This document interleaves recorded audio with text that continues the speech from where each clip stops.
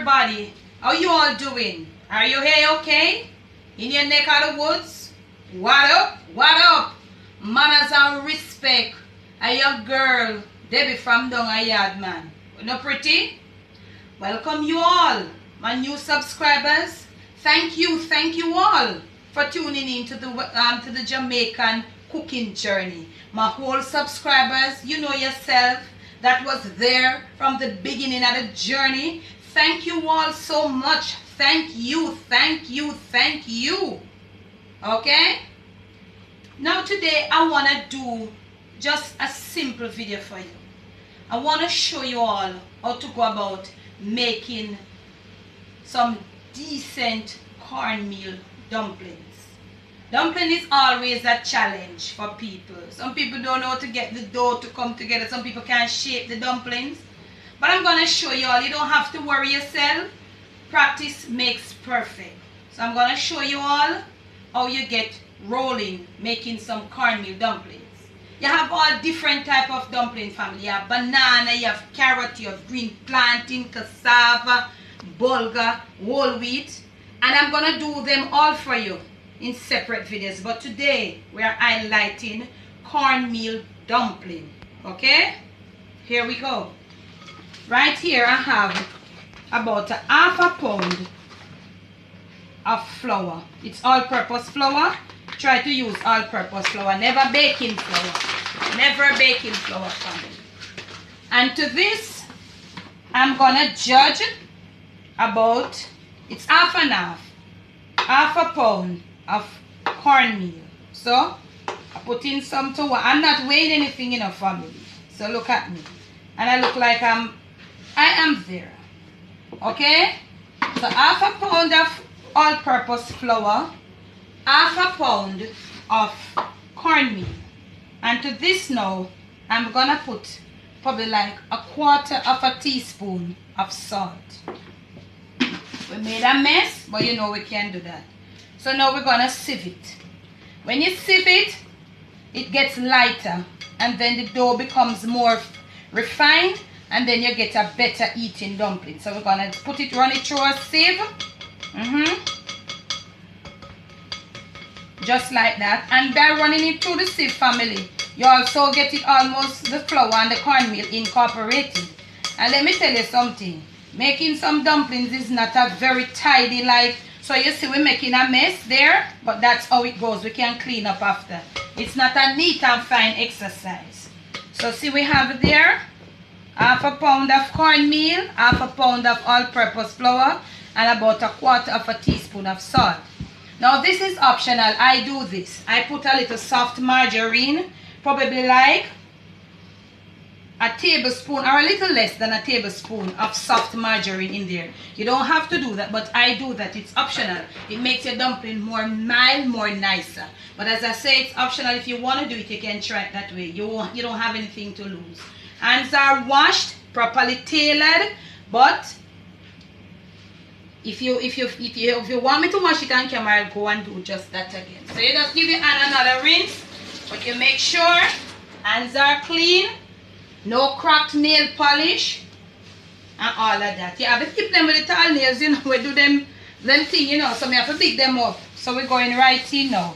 So you're gonna use your hand right in to get your margarine incorporated with your cornmeal and your flour.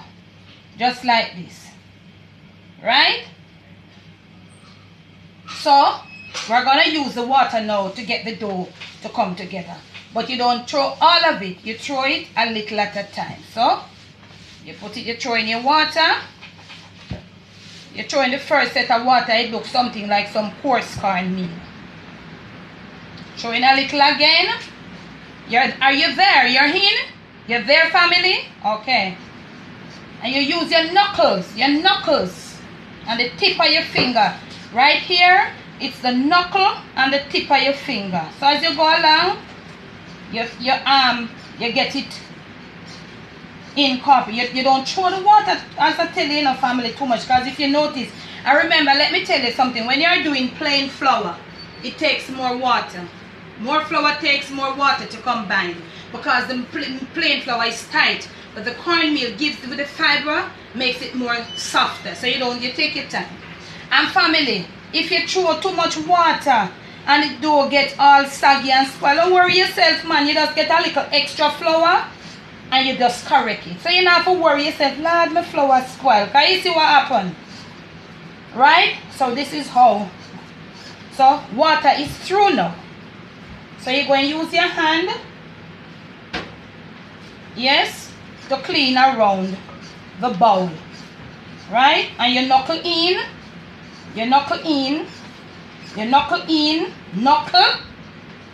knuckle, kneading the dough and knuckling in. Right? Until you, just like if you're using your mixer to mix, as soon as you see the dough start to pull away from the side, you know the dough is ready. Okay? The dough is ready, but not to go in the pot as yet. You're going to leave it for about 15 minutes to be fermented. Okay? Cover it with a damp cloth and leave it for 15 minutes to be fermented.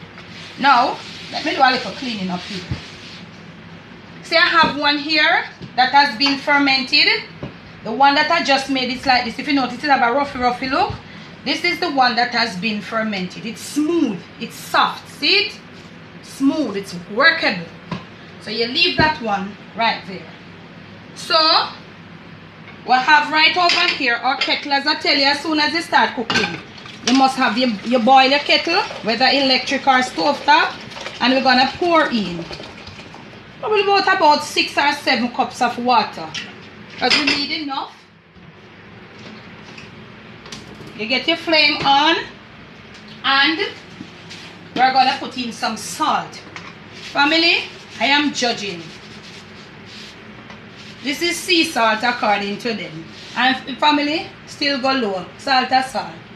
So I'm putting in, that is like about 3/4 of a tablespoon of sea salt. Okay. So your water must be near boiling. Hot, near to boiling. This is good enough. This is almost boiling. But we're going to let it get there. I'm going to turn off my fan, family. So now, your dough, your fermented dough, this is what it looks like. Let me clean up the area.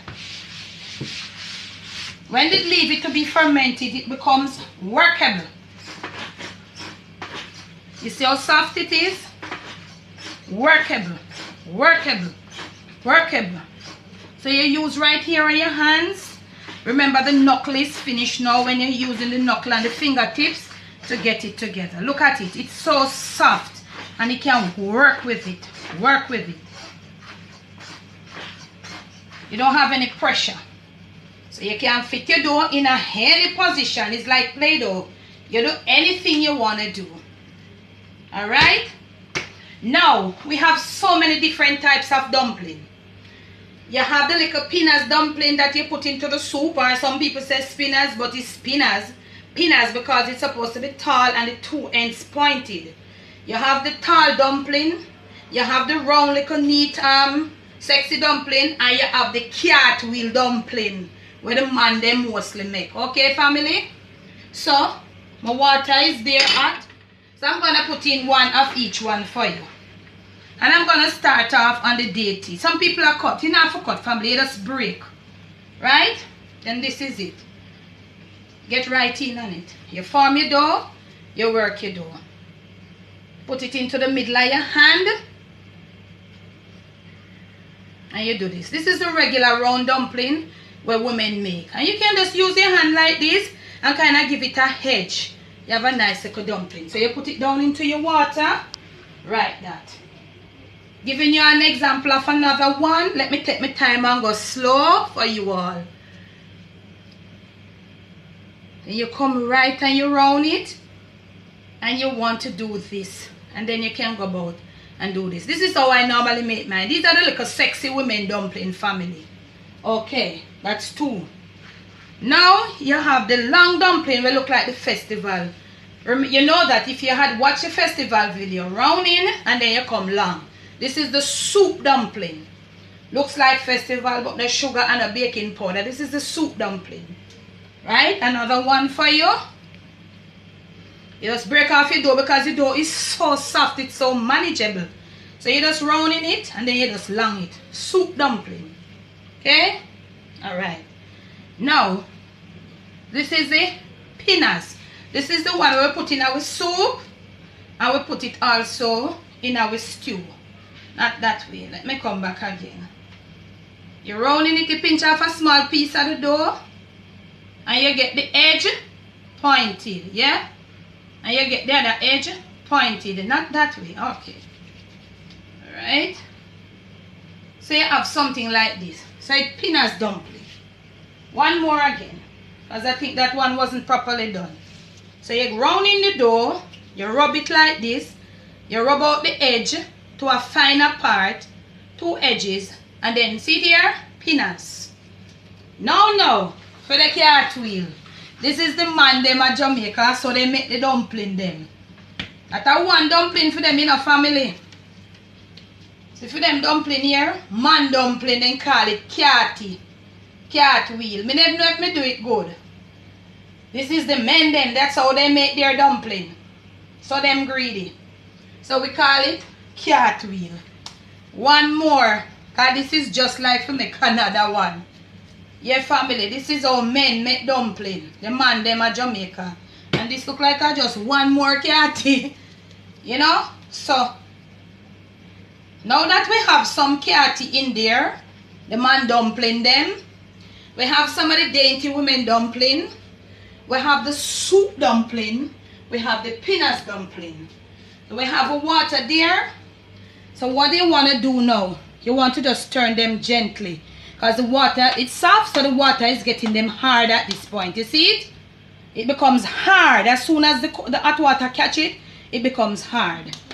Now, they're gonna start boiling. Yep. So we're testing if the water is salt enough. Yes, and mine is salt enough. So look at this now. Get right in for me. They're gonna cook now, and they're gonna swim to the top of the pot.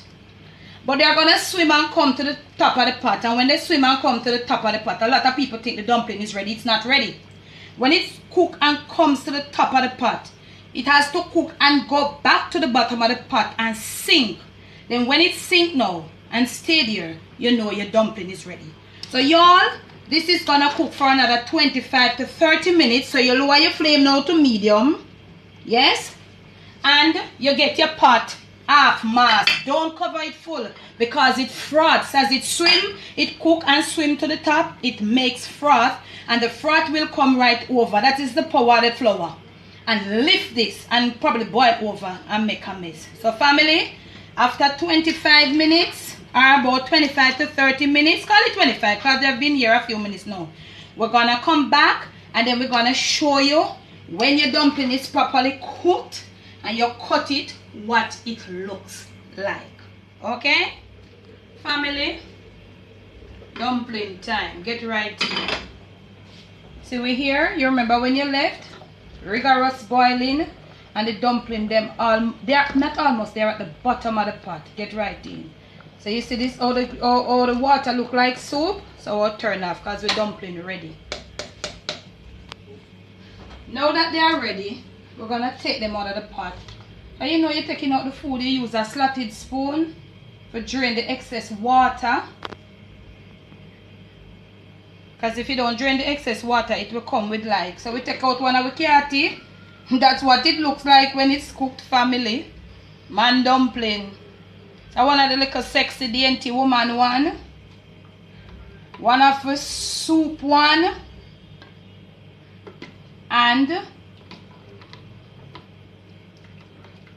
last but not least, oops, where are you? One of the peanuts. Not spinners, pinners, right in. So now it's pinners. The edge, the two ends come off the pointed.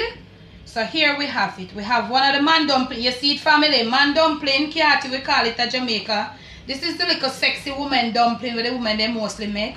This is the soup dumpling and this is the peanuts dumpling. Now, family, Jamaicans all over know this. When you get a hot dumpling, yeah, and some butter. You put the butter upon it. And those are you all out there who know about the dumpling and butter thing. Lawyers, doctors, teachers. You know, when we little and grow and things bad, and we put we butter upon we hot dumpling. Yeah. Get right in right. I want them to see this. This is the dumpling. Come right in with the camera. You see the waxiness right here at the dumpling. When it's cooked, this is what it looks like, family. You're in on it. This, when your dumpling is properly cooked, this is what it looks like on the inside. It has this waxy taste. So you know, with the dumpling and butter, y'all. Old time article, long time Jamaican dumpling and butter. You all know this. Huh? Family, you can serve up your dumpling with just about anything. Nice and hot. With butter. You can serve it up with tin mackerel, brown stew fish, anything at all. You can serve up your dumpling with. And I have here for you all some ackee and saltfish with some chicken frankfurter inside of it. In the Thursday evening here, family, this is a very, very, very familiar thing with the dumpling. Ackee and saltfish. But as I tell you, you can serve up this with any kind of protein type, anything of your choice. So there we have it, family.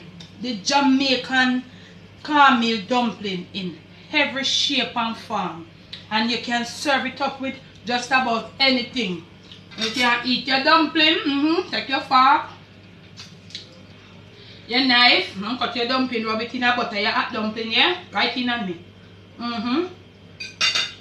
Well cooked, waxy. Come in again. Well cooked, properly cooked Jamaican dumpling from West Indian Delight. And you can serve it up with just about anything. Sorry, family, sorry for eating the food in my mouth. Sorry. Follow my dumpling.